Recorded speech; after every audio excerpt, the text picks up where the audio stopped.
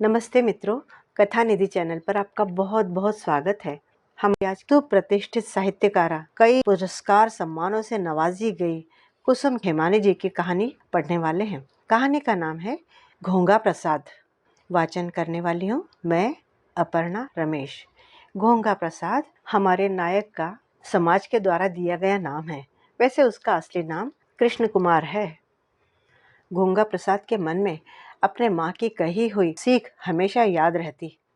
उसकी माँ ने एक बार उसे कहा था, बेटा भगवान कृष्ण का कहा याद कर कि धर्म समय के साथ बदलता रहता है। यदि हम पुरानी और जड़ रूढ़ियों को पकड़कर बैठे रहेंगे तो अधार्मिक हो जाएंगे। बेटा, अपने पेशे के प्रति सच्चा होना तेरा धर्म है, फिर चाहे इसके लिए तुझे भी श्री कृष्ण की तरह ही अपनी प्रतिज्ञा भंग कर चक्र ही क्यों न उठाना पड़े। तो घोंगा प्रसाद अपनी माँ से ऐसी शिक्षा हासिल कर चुका था। तो चलिए अब हम कहानी शुरू करते हैं।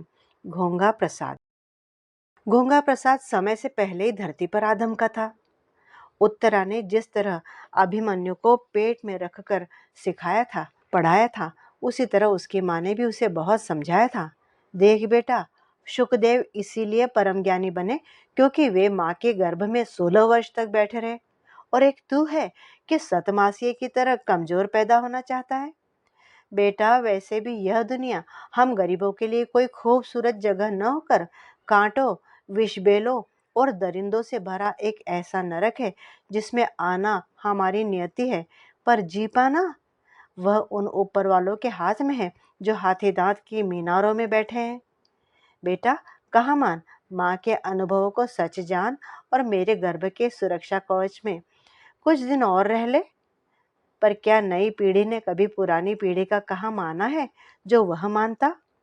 माँ की मनुहार ने घोंगा को और भी जिद्दी बना दिया और वह कोख से बाहर आने के लिए अपने समय को बदलकर उसी वक्त इतनी तेजी से जमीन पर आया कि उसके कमजोर हाथ पांव टूटते टूटते बचे। बेचारी माँ ने सिर पीट लिया, फिर तुरंत ही उसकी गर्म तेल से मालिश की और उसे अपने से चिपकाकर उसके नर्म शरीर को गरमाई देने लगी। कुछ दिनों बाद उसके कानों में एक मालिकाना हुक्म सुनाई दिया। माली, क्या तुम सारे टाइम सोते रहते हो, जो हम लोगों की सैर के समय भी रास्ता साफ नहीं कर सकते? जरा आंख खोलकर देखो, यहाँ कितने घिनौने घोंगे पड़े हैं। लगता है मुफ्त की रोटियां तोड़ने के सिवा तुम जरा भी हाथ पांव नहीं हिलाते। माली, तुम्हें शर्म से डूब मरना चाहिए। बेचारा माली, जिसकी हैसियत घोंगे सी ही थी, हाँ हुजूर करता मरा जा रहा था, पर उसके मालिक का कठोर चेहरा जरा भी नहीं पिघल रहा था। माँ की गोद से सब कुछ देखते सुनते घोंगे को उसकी इस घिघियाती हाँ हुजूरी पर बहुत गुस्सा आ रहा था। उसके हिसाब से तो उसे जवाब देना चाहिए था, साहब, खैर मैं तो घोंगा था, पर आप तो 4 आंखों वाले बड़े आदमी हैं, क्या आप खुद देखकर नहीं चल सकते थे? घोंघी माँ उसके क्रोध को शांत करने के लिए उसके बदन को सहलाती हुई बोली, अभी तो बच्चा है, अक्ल का कच्चा है, इसीलिए ये सारी नक्सली बातें सोच रहा है। बेटा, जब तुझे भी ऐसे ही लगातार जमाने की ठोकरें खानी पड़ेंगी तो तेरा ये गुस्सा एक गहरी उदासी में बदल जाएगा और तू इन ठोकरों से टूटे हुए अपने हाथ पैरों की मरम्मत करता हुआ इन्हीं बड़े लोगों की जी हजूरी में जा खड़ा होगा, जैसे आज यह माली घोंगा खड़ा है। बेटा, इस माली का वर्तमान ही तेरा भविष्य है। क्यों? क्यों? मैं बड़ा होकर उस 4 आंखों वाले बूटधारी जैसा क्यों नहीं बन सकता? क्या कमी है मुझ में? अच्छे अच्छों से ज्यादा बुद्धि है और दुनियादारी की समझ भी इन लोगों से मीलों आगे है, फिर मैं उनसा क्यों नहीं हो सकता? उसकी खरी पर कड़वी बातें सुनकर डरी हुई घोंघी माँ ने पहले तो चारों तरफ नजरें घुमाकर देखा कि कहीं किसी ने उसकी बातें सुन न ली हो, और फिर उसे खींचते हुए अपने घर में ले गई। बेटे को पुचकारते हुए घोंघी देवी ने उसे ऐसी ऐसी सीखें दी जैसे सती अनसुईया ने ब्रह्मा विष्णु महेश को, माँ सीता ने लवकुश को और शकुंतला ने भरत को भी नहीं दी होंगी। साथ ही उसने उसे चाणक्य का यह ब्रह्म वाक्य भी समझाया, बेटा, बड़े लोग सिर्फ हमें धोखा देने के लिए धर्म के हवाले से ये बड़ी बात कहते हैं कि शरीर मिथ्या और आत्मा सत्य है। दरअसल ये सब पैसे वालों की दिखावटी ड्राइंग रूम टॉक मात्र है। तुम अपने मन में गहराई से इस सच्चाई को उतार लो कि यह शरीर ही सब कुछ है, और यदि इसकी रक्षा के लिए तुम्हें दूसरे का खून भी करना पड़े तो कर देना चाहिए। पर हमेशा ध्यान रखना कि केवल अपने बचाव के लिए ही ऐसा करना उचित है। लेकिन तुमको यदि कभी लगे कि कोई बदजात धरती को अपने कुकर्मों से गंदा कर रहा है, तो भगवान की राह न देखकर तुम स्वयं ही उसके अत्याचारों से इस धरती को बचाना। और बेटा, तुम यह सब तभी कर सकोगे जब जिंदा रहोगे। याद रखना कि यदि सारी दुनिया भी तुम्हें खत्म करने पर तुल जाए, तो भी तुम्हें हर हालत में जीवित रहना है। बेटा, मेरी दी हुई इस जन्म घुट्टी का मूल मंत्र यही है कि हर हाल में जिंदा रहकर तुम्हें अपनी माँ के दूध की लाज रखनी है। आश्चर्यजनक ढंग से जिद्दी और महा छटपटिया घोंगा अपनी माँ के कहे एक एक शब्द को इस तरह पी रहा था मानो उनका रसायन बनाकर अपनी शिराओं के रक्त में मिला रहा हो। उसके बाद उसने माँ के चरण छुए और अपने घुटने मोड़कर माँ के सामने याचक की मुद्रा में बैठकर कहने लगा, माँ, एक बात बता, तू इतनी बुद्धिमान कैसे है? क्या तूने ऋषि मुनियों और विद्वानों की सेवा की है जिसके कारण तू इतनी ज्ञानी हो गई, या मेरे पिता बहुत गुणी थे जिसकी वजह से तू भी इतनी बुद्धिमती हो गई? माँ, तू इतनी अधिक सुंदर है कि जवानी में तो तुझ पर ढेरों लोग मरते रहे होंगे, और बचपन में तेरे माँ बाप ने भी तुझे खूब दुलराया होगा, है ना माँ? माँ, मुझे ये भी बता कि तूने मेरा नाम कृष्ण कुमार क्यों रखा? घोंगे के नदी की तरह बहते प्रश्नों को घोंगी बिना उत्तर दिए चुपचाप सुने जा रही थी। उसकी यह चुप्पी उतावले घोंगे को जरा भी बर्दाश्त नहीं हुई, और वह माँ की पीठ से झूलकर उसके मुंह को अपनी ओर घुमाते हुए मनोहार भरी आंखों से उसे उत्तर देने के लिए मनाने लगा। उसका प्रेम भरा आग्रह देखकर घोंगी ने अत्यंत शालीनता और गंभीरता से उसे उत्तर दिया, बेटा, तूने मेरे जन्म से जवानी तक के अनेक प्रश्न एक साथ पूछ लिए हैं, इसलिए मैं एक एक करके तुझे उनके जवाब दूंगी। बेटा, मेरे मुंह में जन्म के समय से ही कुछ दांत उगे हुए थे, इसलिए मेरी माँ ने जन्मते ही मुझे जंगल के किनारे फेंक दिया था। लेकिन इसके लिए मेरे मन में न तो कोई विचार है और न ही मैं अपनी माँ को दोषी मानती हूँ, क्योंकि ऐसे बच्चे माँ बाप को भारी माने जाते हैं। दूसरे, गरीब के घर बेटी का जन्म अर्थात आफत का पहाड़। पहले तो उसे सबसे बचा कर रखना, और फिर ब्याह के समय सब कुछ बेच खोज कर या खुद भी बिक कर उसका ब्याह कराना। मेरी मैया, भला यह सब वो कहाँ से करती? उस बेचारी के पास तो अपना फूस का टापरा तक नहीं था, फिर वह बेचती भी तो क्या? इसीलिए उसने अपनी सारी माया ममता तोड़कर मुझे जंगल में ये सोचकर छोड़ दिया होगा कि यदि इसके भाग्य में होगा तो जी लेगी। बेटा, मैया ने ठीक ही सोचा था, क्योंकि राम जाने उस समय किसने मुझे पानी पिलाया, किसने दूध। पर पहली याद जो मुझे है वो यह है कि मैंने कुत्ते के मुंह से छीन कर रोटी खा ली थी। उसके बाद तो मैं रोज ही कुत्ते, बिल्ली, कौवे आदि विभिन्न पशु पक्षियों को पत्थर मार मार कर उनसे कुछ न कुछ छीन खसोट कर खा ही लेती थी। मुझे जंगल के फल फूल, तालाब के सिंघाड़े और कमलगट्टे भी बहुत पसंद थे, इसलिए सब कुछ मिला जुला कर मैं अपना पेट आराम से भर लेती थी। कुछ बड़े होने के बाद एक दिन मैं पास के गांव में चली गई, और मैंने कचरे में फेंके हुए कुछ चिथड़ों को उठाकर अपने शरीर पर लपेट लिया। वहां की झोपड़ियां देखकर मैंने भी किसी तरह एक छोटी सी झोपड़ी बना डाली। एक दिन मैं आम के पेड़ पर चढ़कर आम चूसते हुए जमींदार की गाजे बाजे वाली सवारी को देख रही थी कि अचानक हाथ फिसलने के कारण मैं धड़ाम से जमीन पर जा गिरी। अभी मैं अपने कपड़े झाड़ ही रही थी कि जमींदार के हरकारे मुझे उठाकर एक बड़े से घर में ले जाने लगे। उन्हीं की बातों से मुझे पता चला कि मैं बहुत सुंदर हूँ। वहां मुझे पहनने के लिए एक से एक जरी के काम के कपड़े और खाने को बहुत ही बढ़िया बढ़िया चीजें मिली। उन सब को देखकर मुझे लगा कि हो न हो यह उसी राक्षस की माया नगरी है जिसकी कहानी कुछ ही दिन पहले एक महात्मा जी ने मेरी ही झोपड़ी में बैठकर सुनाई थी। यह सोचकर कि मुझे इस पंचायती से क्या लेना देना कि यह दुनिया किसकी है किसकी नहीं, मैंने पहले तो खूब ठूस फूस कर खाया और फिर वहीं जमीन पर पसर कर सो गई। बड़ी रात गए, वहाँ बूढ़े जमींदार आए और मुझे पलंग पर सुलाकर मेरा बदन तोड़ने लगे। मुझे ये आदत तो अपनी झोपड़ी में ही पड़ गई थी, इसलिए मैं आंखें बंद किए उनके शरीर से आती बढ़िया सुगंध को ही सूंघती रही और खाए हुए पकवानों को याद करके मस्त होती रही। कुछ एक दिन के बाद वे ही हरकारे रुपए पैसे कपड़े लत्ते और पकवानों के साथ मुझे मेरी झोपड़ी में छोड़ गए। मेरी झोपड़ी में एक खटिया के साथ एक चूल्हा भी मैंने बना लिया था, जिस पर मैंने गांव की जमुना मासी से सीखकर रोटियां सेकनी शुरू कर दी थी। समय के साथ जंगल कटता गया और देखते ही देखते मेरी झोपड़ी उस सड़क के किनारे आकर खड़ी हो गई, जहां लॉरियों और उनके ड्राइवरों का तांता लगा रहता था। मेरी झोपड़ी में कुएं का मीठा पानी, फल फूल, गर्मा गर्म रोटियां, जंगल के नींबू मिर्च का मसालेदार अचार और जंगली पत्तियों की चरपरी तरकारी हर वक्त तैयार रहती थी। इस वजह से सुबह काम पर जाते लोग तो खाने के लिए आते ही थे। कभी कभी कुछ लोग दोपहर में भी मुझसे अकेले में मिलने के लिए चले आते। सुबह से रात तक आने जाने वालों में आपसी बहसें भी खूब होती रहती थी, जिनमें से मैं काम की बातें गुन लेती और उन्हें मन ही मन घोटती रहती।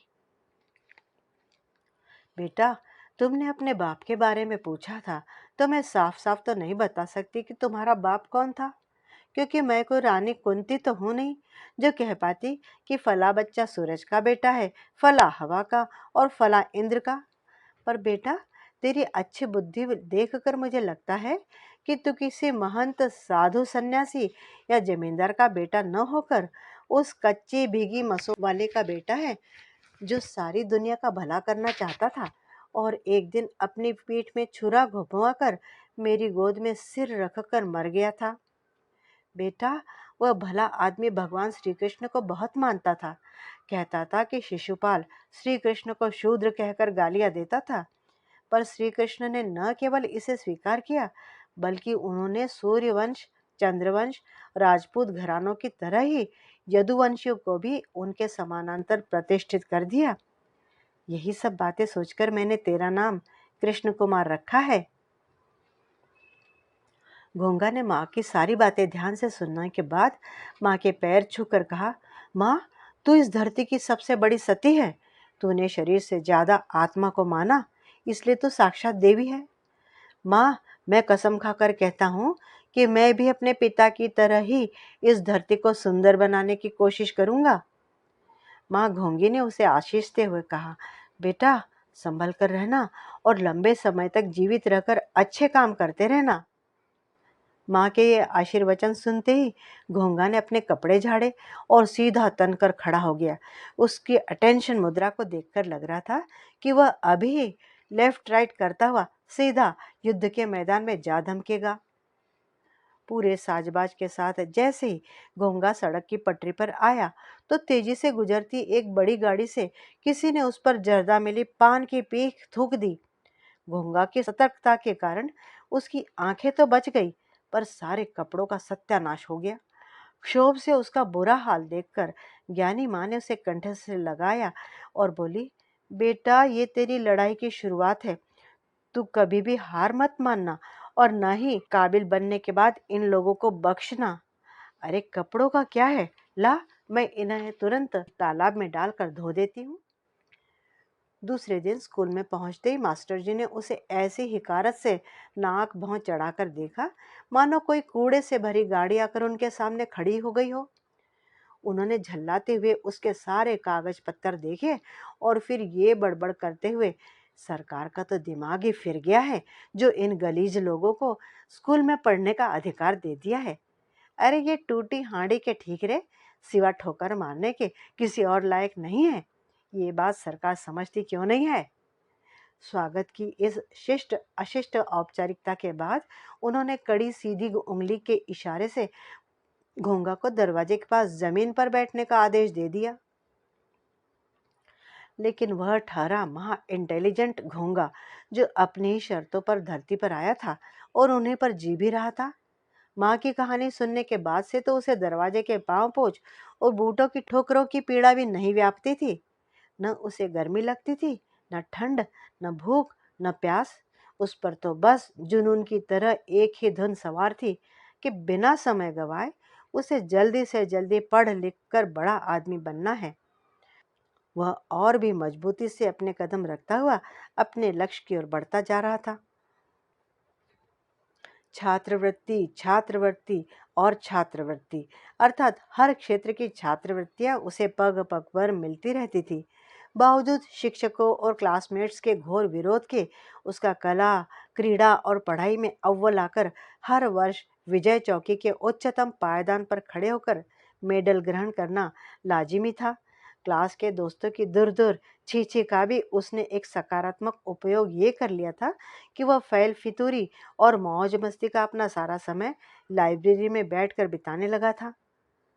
उसकी माँ को जंगली जड़ी बूटी और स्वास्थ्यप्रद पत्तियों की बेइंतहा जानकारी थी, इसलिए बिना किसी खर्च के वह उन्हें खाकर और ढेरों वर्जिश के बाद तालाब की ताजा मिट्टी से रगड़ नहाकर काफी ताकतवर हो गया था। पर अपनी अंतः प्रज्ञा के निर्देश से वह हमेशा हाथ के पंजों तक लटकती कमीज और ढीले ढाले कपड़ों से अपने कद्दावर शरीर को छिपाए रखता था।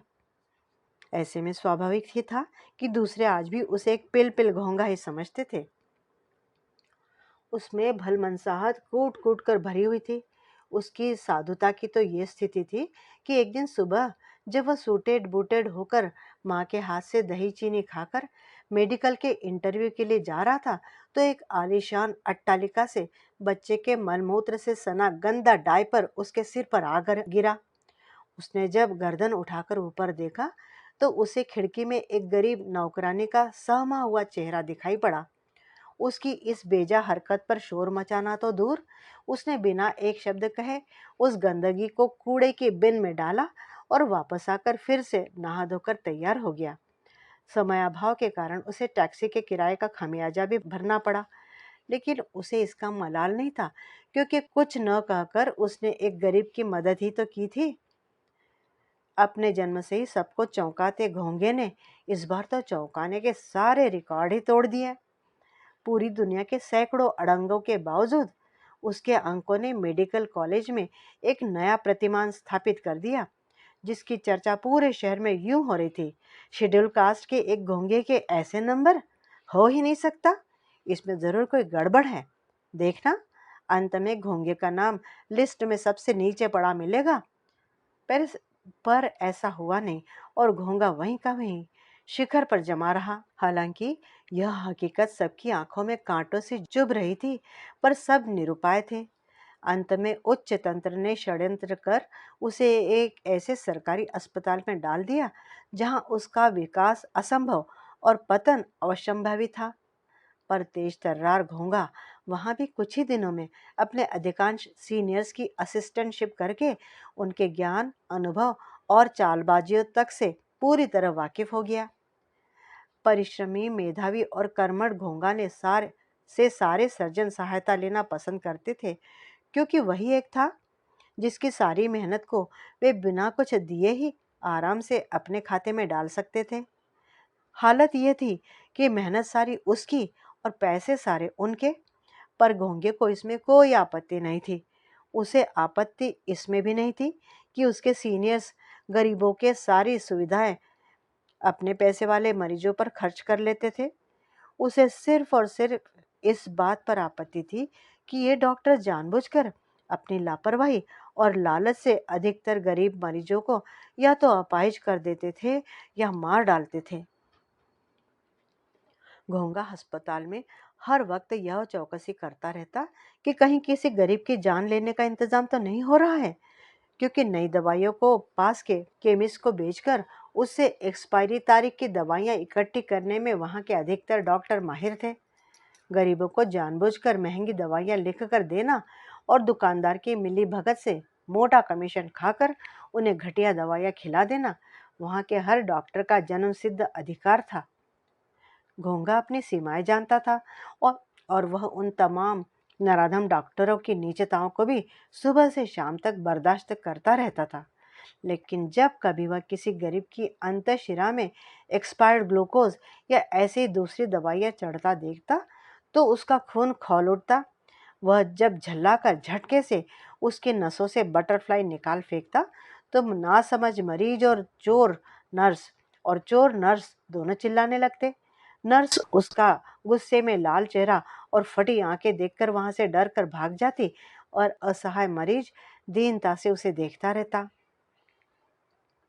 घोंगा को अच्छी तरह पता था कि ढेरों सबूतों के बावजूद उसकी लिखी शिकायतों पर कोई कार्रवाई होने वाली नहीं, बल्कि वे डाकू डॉक्टर और भी सावधानी से अपना वार करना शुरू कर देंगे। इसलिए वह रोजाना इस स्थिति से लड़ता रहता और जितना बन सकता गरीबों की जान बचाता रहता। पर एक दिन तो इन जुल्मों की इंतहाई हो गई। एक महालालची आर्थोपेडिक सर्जन ने पहले तो बेवजह एक गरीब की टांगे काट दी और फिर उसे कचरे से भरे एक कोने में पटक कर उसकी जरा भी सुध नहीं ली। उसकी लापरवाही के कारण उस बेचारे के घावों में सेप्टिक हो गया और क्रमशः पूरे शरीर में उसका जहर फैल जाने के कारण वह मर गया। उस दिन घोंगा के दुख का ठिकाना नहीं था और उसे बार बार वह दिन याद आ रहा था जब वह हट्टा कट्टा जवान अपने पैर की साधारण सी चोट दिखाने के लिए उस दुष्ट डॉक्टर के पास आया था।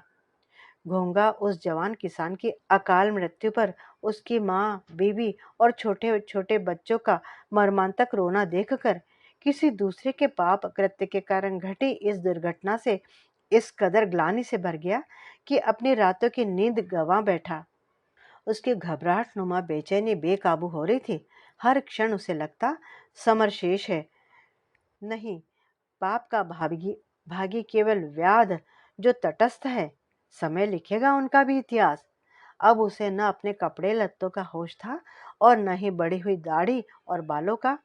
हर घड़ी वही दुखद दृश्य उसकी आंखों के आगे रिप्ले होता रहता था और वह किम करोति की मुद्रा में दीवारों से सिर फोड़ता रहता।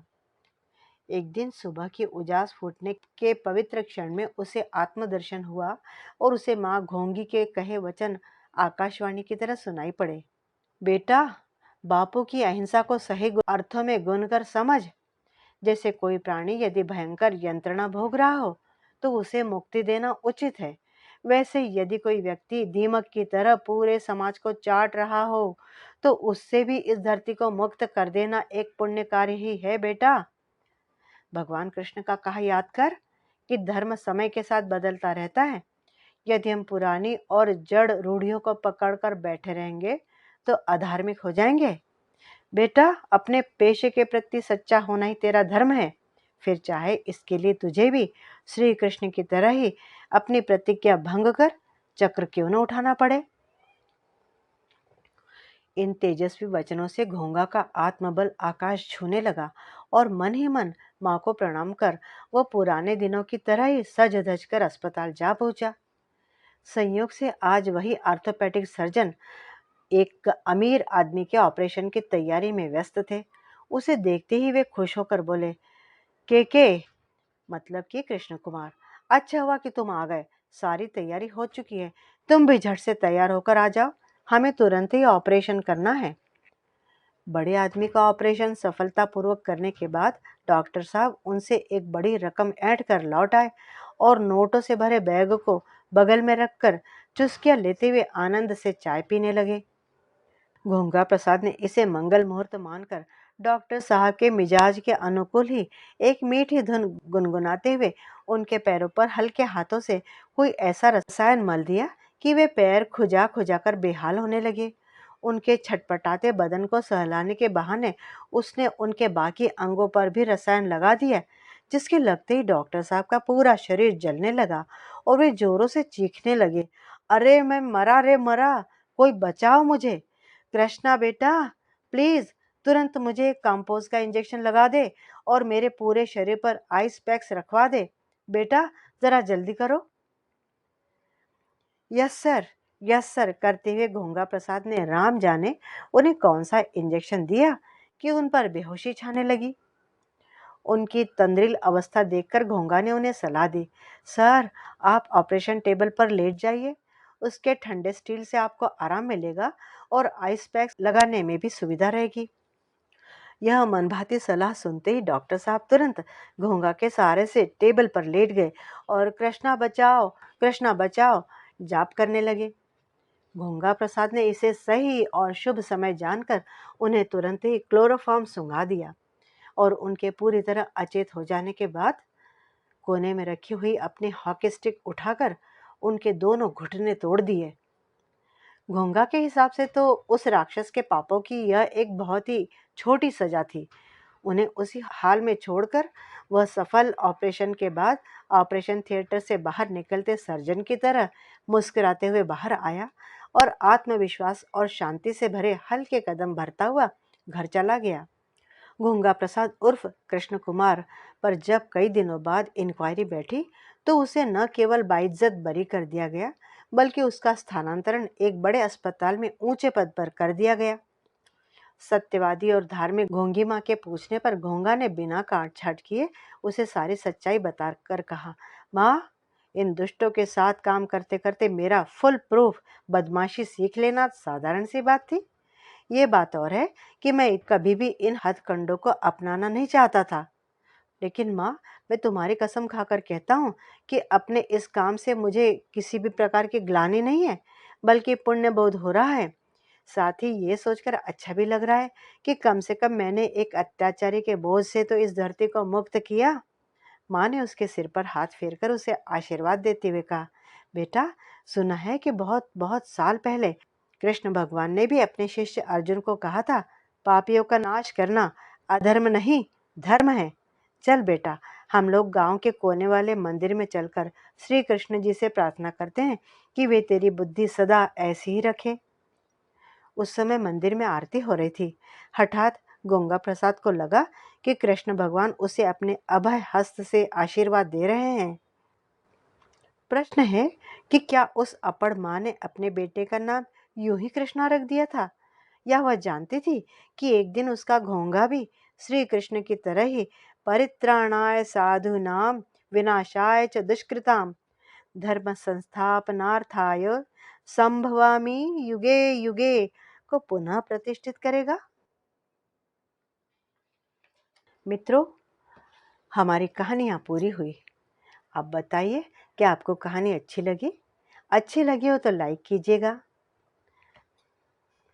यह भी बताइए कि क्या कृष्ण कुमार के अपनी माँ को सती कहना सही है? क्या कृष्ण कुमार ने उस सर्जन के घुटने तोड़कर सही किया, या उसने ऐसा नहीं करना चाहिए था? अपनी राय कमेंट बॉक्स में ज़रूर लिखकर बताइएगा। और चैनल पे नए हैं तो चैनल को सब्सक्राइब भी ज़रूर कर लीजिएगा। मिलती हूँ बहुत जल्दी ऐसी ही बढ़िया सी कहानी के साथ। तब तक विदा। आपका दिन शुभ हो।